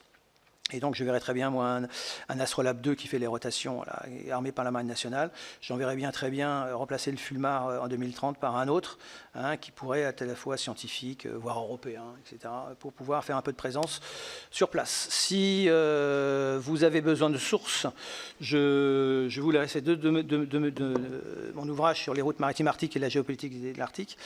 Et puis sinon, il y a un observatoire de l'Arctique qui est accès libre, sur lequel on rédige des fiches mensuelles avec des fiches thématiques, sur lequel vous pouvez avoir des ressources si nécessaire. Je vous remercie et je suis à votre disposition pour les questions. Bien, merci beaucoup Monsieur Bauduc pour cette présentation extrêmement complète et particulièrement précise. Juste une petite question que je voudrais vous poser avant de passer la parole à vos collègues. J'ai évoqué tout à l'heure une mission qui a été faite en Norvège il y a 15 jours, j'en faisais partie. Ouais. Et nous avons d'ailleurs rencontré nos amis marins sur la frégate Aquitaine qui faisait des manœuvres conjointes, comme vous disiez tout à l'heure, dans une bonne ambiance de coopération. Oui. Et donc nous avons eu un certain nombre de rendez-vous et il y a en effet une inquiétude très puissante par rapport aux Russes qui prennent de plus en plus de volume, j'allais dire, et puis qui sont de plus en plus présents. La preuve, d'ailleurs, il y a un contrat en cours, enfin un appel d'offres en cours par les Norvégiens pour acheter des frégates anti-sous-marines. Un gros contrat de plusieurs milliards d'euros, ouais, sur lequel Naval Group est présent. Et alors que leurs frégates anti-sous-marines ne sont pas encore complètement très vieillissantes, puisqu'elles n'ont que, entre guillemets, 20 ans. Donc ça montre bien qu'il y a beaucoup d'inquiétudes. Ils l'ont dit d'ailleurs. Et d'ailleurs, dans la présentation, vous avez évoqué l'archipel, j'ai un peu de mal à dire Svalbard à plusieurs reprises. Svalbard, ouais. Et on avait entendu parler de ça avant d'aller sur place, mais c'est quand même un sujet qui est revenu à plusieurs reprises par les Norvégiens, parce que cet archipel est géré donc par un traité spécial sous souveraineté norvégienne depuis pas mal de temps. Alors j'ai cru comprendre que les Russes étaient présents sur l'archipel en question pour puiser quelques ressources en particulier. Ouais. Par contre, que dans le statut qui est particulier, là aussi, pas question qu'il y ait quelque chose de militaire, mais je crois que les Norvégiens ont un peu d'inquiétude par rapport à la gourmandise des Russes qui pourraient peut-être avoir envie de se positionner sur cette terre. Donc je voulais avoir votre avis là-dessus en complément de notre déplacement. Très bien. Alors, le Svalbard, c'est effectivement quelque chose de très particulier. Bon, là, c'est le Svalbard, c'est en haut, c'est juste en haut. C'est un atoll, hein, dont l'île principale est le Spitsberg. Pour ça des fois on l'entend comme Spitsberg. Le Spitsberg étant l'île principale et l'archipel étant le Svalbard, qui est norvégien et qui est régi sous un statut particulier qu'on appelle le traité de Paris 1920, qui est en fait issu des répartitions territoriales de la Première Guerre mondiale. Et en fait, c'est un statut très particulier sur les ressources. Ce traité-là accorde la souveraineté pleine et entière à la Norvège, sur le plan militaire, sur le plan économique, etc. Sur les eaux territoriales également, sur les ressources halieutiques aussi. Mais elle autorise tous les pays signataires au moment du traité, et puis ceux qui l'ont fait après, notamment la Chine, etc., qui l'ont ratifié quelques années après, donc il date de 1920, qui donne l'autorisation de pouvoir bénéficier des ressources à la fois maritimes, dans les eaux territoriales, mais également terrestres. Alors il y a une mine de charbon, qui se trouve à Barentsbourg. Et Barentsbourg, c'est dans le sud de l'archipel du Spitsberg, qui est russe. Et en fait, il y a une communauté russe qui exploitait. Alors, ils continuent à exploiter la mine. Ils doivent en sortir 3 wagonnets par jour, de façon à ce que ça fasse une certaine légitimité de leur présence. D'accord ? Mais il y a une forte communauté russe sur place, qui est la seule du reste en termes d'exploitation. Il y en avait une après à Longyearbyen, qui est la capitale du Svalbard, mais elle a été fermée il y a plus d'une décennie. Et maintenant, ça ne vise uniquement quasiment que du tourisme et des ressources locales un petit peu qui sont liées à la science. Il y a un plateau scientifique où il y a des plateformes et des antennes satellitaires pour le contrôle des satellites à orbite polaire, dont une partie fait partie de la NASA. Voilà. Et donc ce statut en particulier, c'est-à-dire qu'en gros, il interdit normalement toute activité militaire. Alors, il y a quelques années, le vice-président de la Défense était venu atterrir pour faire une inspection de ses troupes, pour aller à Barentsbourg, qui avait fait pas mal criser, mais ils n'avaient pas prévenu le gouvernement norvégien, donc ça fait pas mal criser. Mais la Norvège a un statut qu'elle entend bien défendre sur cet archipel-là. Sur le plan scientifique, elle le régule complètement, puisqu'en fait, les stations scientifiques qui sont internationales, en France, on en a une à Linné-Lawson, qui est au nord, avec la station Corbel, qui est à côté, où il y a même les Chinois ont une station scientifique. Donc il y a un côté sur la science qui est un peu international. Ça se passe très bien, même si des fois il y a un peu de rivalité avec les Chinois sur effectivement leur science que l'on sait qui est duale, mais on n'arrive pas trop bien à savoir et à communiquer, donc ça fait un peu crise norvégien. Mais sinon, il n'y a pas de sujet. Alors, le militaire, effectivement, il y a des scénarios, qui prévoient effectivement si la Russie venait parce qu'il y a un rapport international, venait à envahir le Svalbard, etc. Le temps de réponse et les moyens de réponse de la Norvège seraient complètement différés, et donc du coup, c'est à craindre. Bon, pour l'instant, il n'y a pas de velléité, même à bas bruit, que de toute manière, une réaction de l'OTAN, on peut s'y attendre. Mais c'est vrai que c'est des schémas qu'on entend, qui sont les militaires sont dans leur rôle, au final, de pouvoir réfléchir à tout ça. Ils le font très bien. Ils ne le communiquent pas, heureusement, comme ça. Mais voilà. Et donc, c'est un statut très particulier. Il y a eu des problématiques aussi sur ce qu'on appelait, c'était le problème des crabes polaires, qui est une espèce sédentaire ou pas, parce qu'ils bougent. Donc, il y avait un contentieux, notamment de pêche, etc., dans les Z2, parce qu'en fait, la Z2, à l'époque du traité du Svalbard, n'existait pas. Et donc, par extension, la Norvège, dit, on l'applique là quand même. Donc, mais normalement, donc ça fait des conflits, notamment avec l'Ukraine, pour les crabes des neiges, ça fait avec l'Europe aussi, puisqu'il y avait des quotas qui étaient répartis entre la Russie, avant la Crimée, entre la Russie et la Norvège. Mais sinon, voilà, ça reste une tête de pont pour la croisière. Il faut rester vigilant. Oui, agit tout à fait. Monsieur. Parfait. Merci beaucoup, M. Baudu. Je vais passer la parole à 2 de mes collègues, Nicole Duranton d'abord, et après, ça sera Jean-Luc Ruel. Merci, Monsieur le Président. Merci, Monsieur, pour vos propos très complets et effectivement votre exposé très précis sur l'Arctique. Donc effectivement, l'Arctique a été longtemps perçu comme une frontière lointaine, mais elle s'impose aujourd'hui comme un espace, bien sûr, stratégique majeur au cœur des rivalités économiques, politiques et militaires. Donc, bien que vous ayez évoqué partiellement ma question, quel regard portez-vous sur les velléités récentes d'annexion du Groenland par les États-Unis pour affirmer ses ambitions d'étendre l'influence américaine donc sur l'Arctique? Et pensez-vous que les tensions internationales pourraient freiner le développement de ces routes ou au contraire l'accélérer? Et une troisième question sur le rôle du Conseil de l'Arctique. Pensez-vous qu'il est encore efficace aujourd'hui face aux tensions croissantes? Je vous remercie. Merci de vos questions, effectivement. Alors, j'essaie de répondre assez rapidement. Sur la première, les déclarations de Trump, qui ne sont pas nouvelles, à son premier mandat, il l'avait déjà dit, etc. Alors certains se justifient en disant c'est des déclarations. Alors c'est pour ça qu'il faut se mettre toujours pareil dans ces problématiques-là. Enfin, c'est ma démarche. Il faut se mettre dans la vision des gens sur place, etc. Et pas forcément un regard extérieur. En fait, dans le narratif de Trump, c'est toujours ce qu'ils ont fait. Ils ont déjà acheté l'Alaska. Le dernier territoire qu'ils ont acheté, c'est les îles Vierges en 2000, par exemple 1917. Et donc en fait, ils sont dans une démarche complètement mercantile. Et surtout Trump. Donc pour lui, dire on va envahir le Canada, etc. pour des questions sécuritaires, on va envahir Groenland, c'est pas un discours qui choque les Américains. Certains Américains, qui peuvent effectivement nous choquer parce qu'effectivement on est très attachés à la liberté. C'est des discours qu'il faut entendre. Alors même si c'est très, très violent en disant ben voilà, on est capable de l'envahir, etc., c'est pas complètement vrai. Il y a d'autres moyens, effectivement. Est-ce que privilégie le Danemark, puisque même si quand le vice-président est venu à Pituffik, c'est la station militaire qui se trouve, qui est anciennement Tulé, qui se trouve au nord qui est au temps, qui est américaine, qui a d'ailleurs fait un flop politiquement parce qu'en fait il devait y venir avec toute une commission au Groenland, mais en fait ça s'est traduit par uniquement la visite de la base OTAN parce que le gouvernement provisoire n'était pas encore en place. Hein. Et de dire oui, ça sera plutôt des accords bilatéraux sur éventuellement avec les Groenlandais. Les Groenlandais sont... C'est un peu péjoratif que je dis ça, mais je veux dire, ce sont des pays qui sont de 56 000 habitants, la moitié de la population est à Nuuk. Tous les villages ne sont pas reliés, il n'y a aucune route entre les villages, tout doit se faire par hélicoptère, par avion, par bateau, etc. Donc c'est très isolé. Et ça reste des populations locales qui vivent de leur pêche, etc. Et donc un peu du Canadien. Donc c'est très compliqué. Et du coup, mettons à leur place, c'est-à-dire que de jour au lendemain, ils voient des bateaux de croisière qui débarquent dans leur village, etc. Et qui voient la sollicitation, cette sollicitation. Et donc le Danemark a été très prudent là-dessus, tout en lâchant un peu la bride sur le plan économique, puisque le Groenland est souverain là-dessus.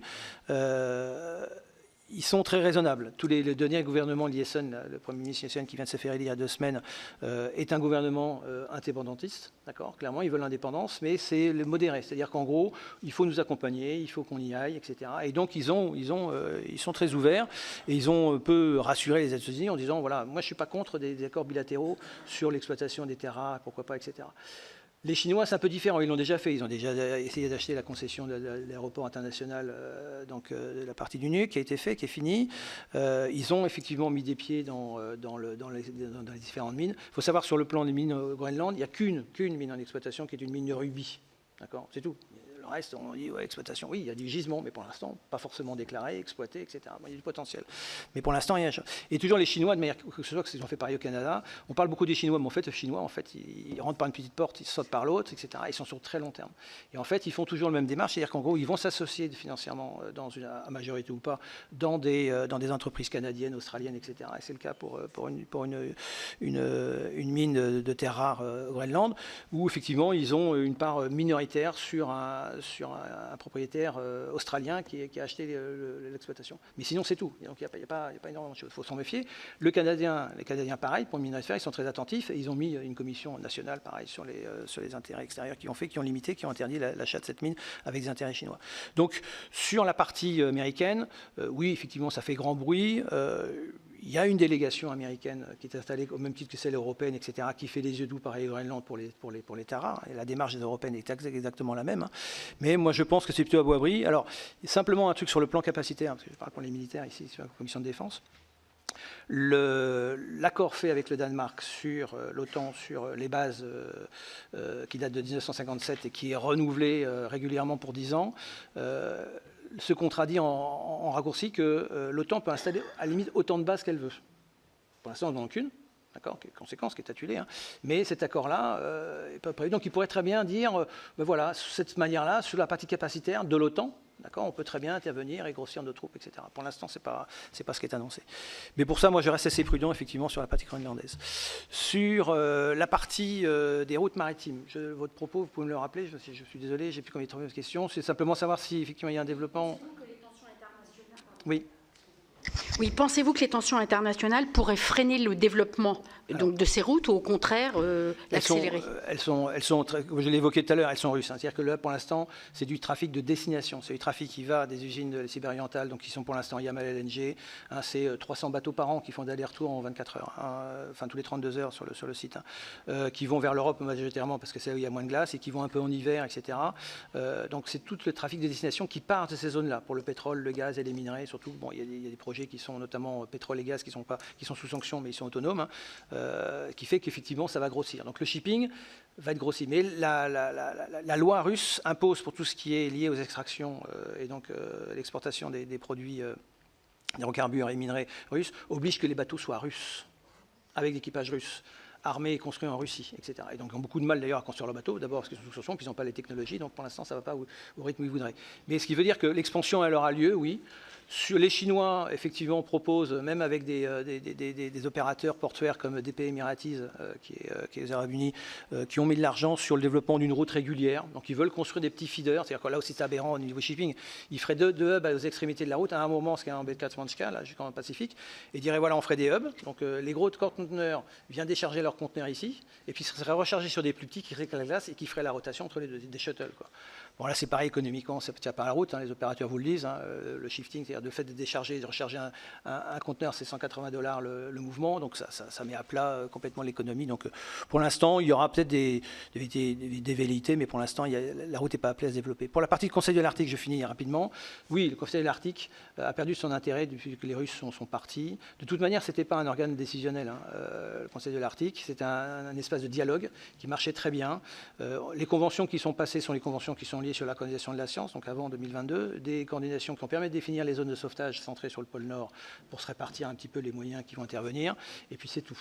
D'accord, donc c'est vraiment un peu sur la pollution, et les groupes de travail sont très efficaces, en fait ils sont force de proposition parce que ça reste très technique. Sur le plan politique, si ça permet de réunir d'une manière quasiment les réunions ministérielles, de manière annuelle, les différents ambassadeurs ou ministres de tous les pays, mais les Russes cette fois-ci ne sont pas invités et n'y viennent pas d'ailleurs, ils n'envoient pas de représentants.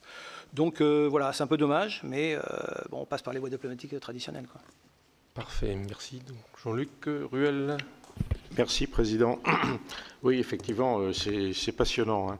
C'est passionnant, on apprend beaucoup de choses et vraiment merci pour votre contribution. Moi, j'avais quelques petites questions liées à l'équilibre géopolitique de cette région, hein. Donc, on a deux aspects, hein, les tensions que nous connaissons au travers du conflit actuel, hein, avec un isolement de la Russie. Par ailleurs, une militarisation progressive du flanc nord, hein, Norvège, Finlande, Suède, etc.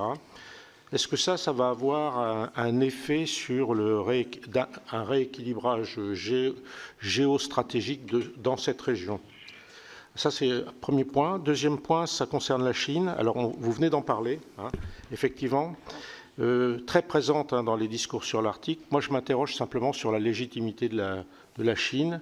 Je comprends, hein, et je simplifie peut-être vos propos, elle intervient notamment au travers de partenariats techniques. Est-ce qu'elle a d'autres points de légitimité à intervenir?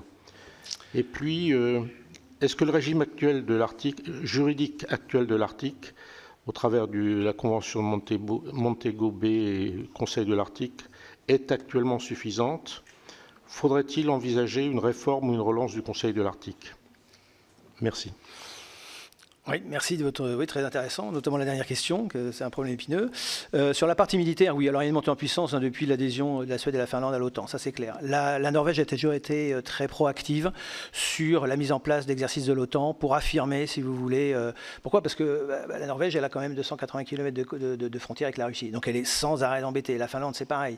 La Russie est très provocatrice, hein, sur des domaines sécuritaires très importants. Très souvent, elle les brouille, par exemple, elle émet des brouillages.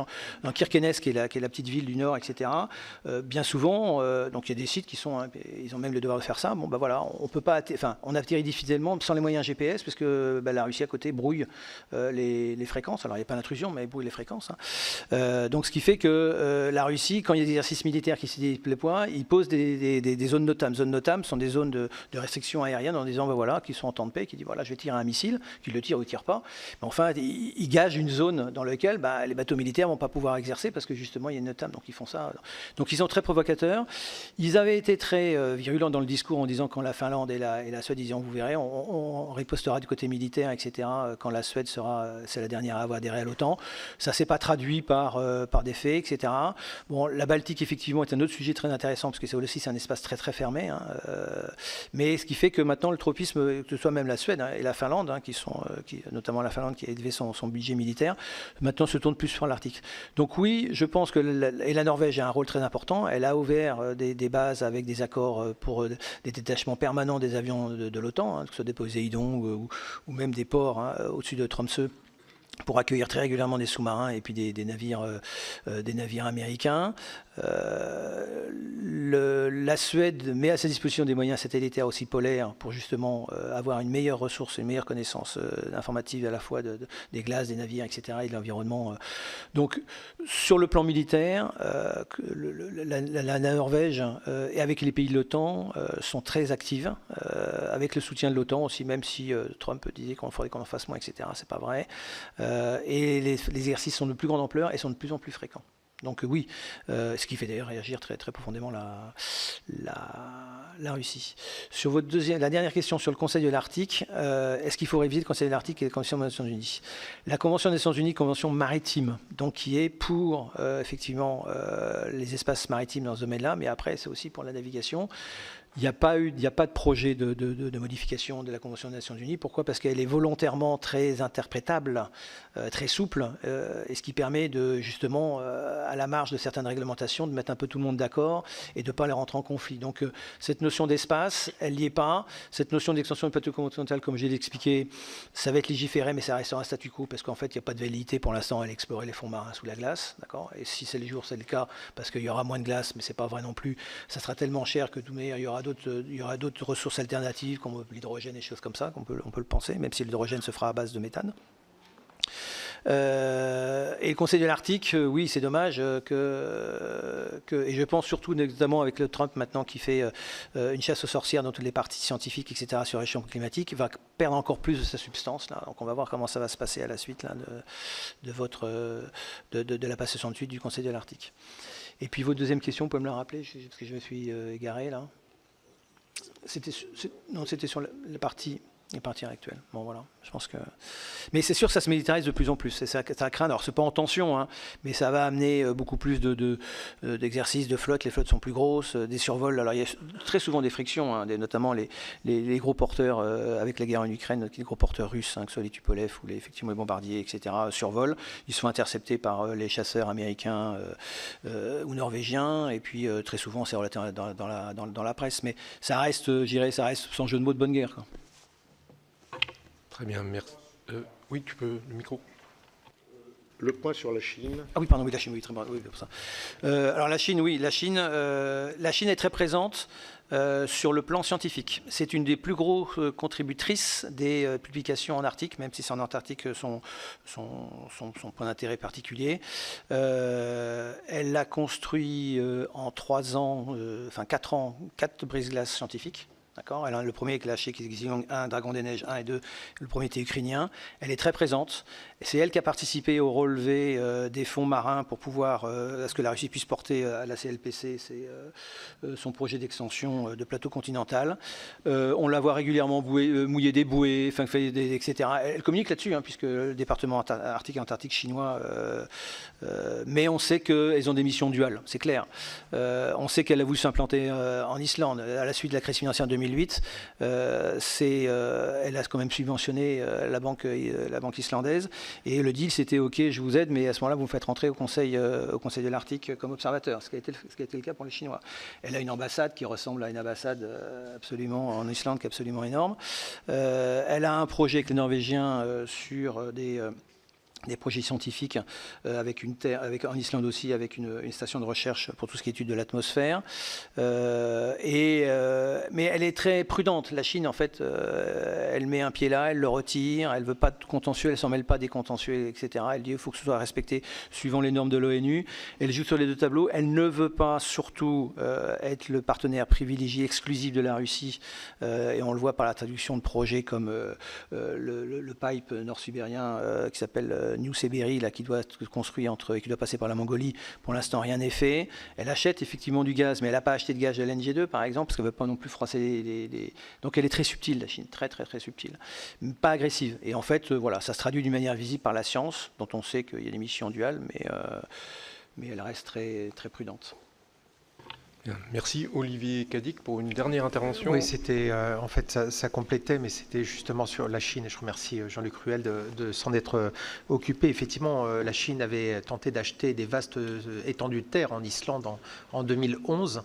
Et ensuite, un ancien président islandais a créé une fondation qui, on soupçonne, être en connexion avec la Chine.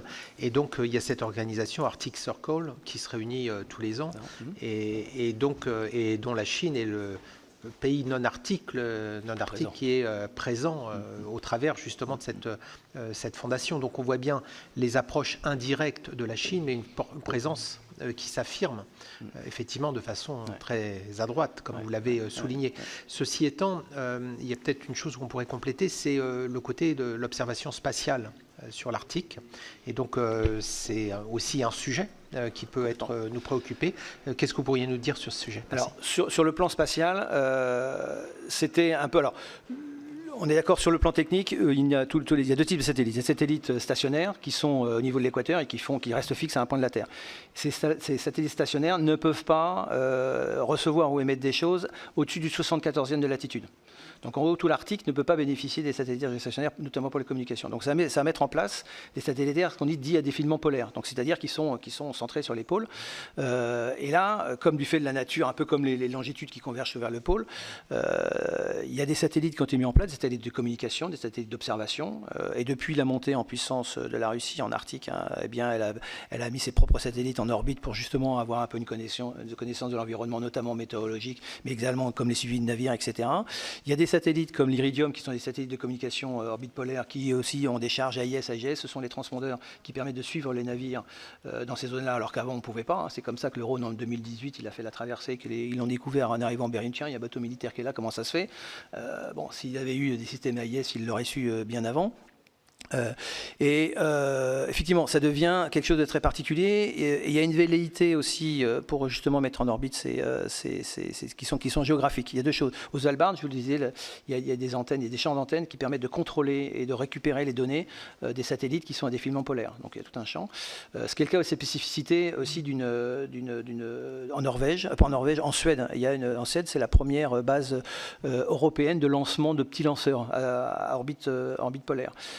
Il y a 3 bases comme ça et qui permettent de mettre, notamment qu'en association avec l'ESA, pour mettre des satellites, et c'est certainement cette constellation-là qui mettra en orbite pour 2030 l'équivalent de Kuiper ou l'équivalent de Starlink, qui s'appelle le projet européen IRIS, qui sont des satellites de communication. Alors avec moins de satellites, il y aura 300 satellites, plutôt que les milliers de OneWeb ou de... Mais effectivement, sur le plan spatial, il y a effectivement un attrait particulier qui sont liés justement à ces bases, et puis aussi cette concentration de satellites orbite polaire. Mais enfin, pour l'instant, il n'y a pas de, si vous voulez, il n'y a pas de crainte à avoir, puisqu'en fait, c'est un espace dans lequel aucun pays peut intervenir ou interférer, quoi. Ne serait-ce que, je disais, les brouillages des signaux GPS aussi, qui peuvent être une contrainte importante, quoi. Bien, merci. Voilà. Bien, on va pouvoir vous libérer dans quelques minutes. Je demande aux collègues de rester là, puisque nous avons l'examen d'un rapport dans les minutes qui suivent. Juste rapidement, une dernière petite question très courte. Lorsqu'on fait des déplacements, quand on va dans les préfectures maritimes en particulier, que ce soit de l'Atlantique ou de la Manche, les préfets maritimes, depuis des années, nous alertent sur ce sujet. Et il y a eu un article dans le Télégramme de lundi dernier, je ne sais pas si vous l'avez vu, d'une collègue à vous qui s'appelle Anne Choquet. Et le titre de l'article, je l'ai noté, c'est « La bataille mondiale de l'Atlantique s'accélère. Face au recul des glaces, l'Arctique devient un enjeu stratégique mondial. États-Unis et Russie s'activent pour s'assurer une part des vastes ressources et des routes maritimes qui s'ouvrent. » En 2 secondes, pour vous, est-ce qu'on est suffisamment conscient de ce qui se passe? Est-ce qu'il y a lieu de s'alarmer ou pas? Non. Alors, on est conscient de ce que je vous le dis, c'est partagé par les experts, etc. Mais je vous dis, le problème, c'est la méthanisation, effectivement, ces capteurs, les routes maritimes, le bain blanc, friction, les Russes, etc. Les ressources, gestion de propriété. Effectivement, on a besoin du gaz russe, etc. Donc, après, les moyens de s'alarmer, non, il n'y aura pas de guerre ouverte ou de tension. La tension va monter, effectivement, les frictions vont monter, etc. Mais pour l'instant, si vous voulez, les Russes sont chez eux aussi. Donc, ils n'ont pas des velléités aussi à s'étendre, il n'y a pas de conflit, il n'y a pas très peu de mouvements de bateaux militaires en Arctique, hein, même pour les Russes. Les Russes n'ont aucun bateau militaire classe hein, qui est capable de se projeter. Hein. Donc non, de s'inquiéter, non, c'est à surveiller. C'est à surveiller, puisque en fait, et on entend parler, parce qu'en fait, c'est une importation des problématiques politiques extérieures du fait que les pays soient autour de l'Arctique qui font qu'on en parle autour de l'Arctique. Mais ce sont des pays et des problèmes qui ne sont pas forcément connexes à l'Arctique. Donc je pense que, et sur le shipping, ça montera en puissance sur des destinations, mais sur le transit, je ne pense pas dans les médias. Quoi. Donc à suivre, mais il n'y a pas d'inquiétude particulière, à mon avis. Très bien, merci pour ces propos rassurants. Merci, M. Boudu. Merci. Bien. Bon, je vous souhaite une bonne journée. Merci de votre accueil.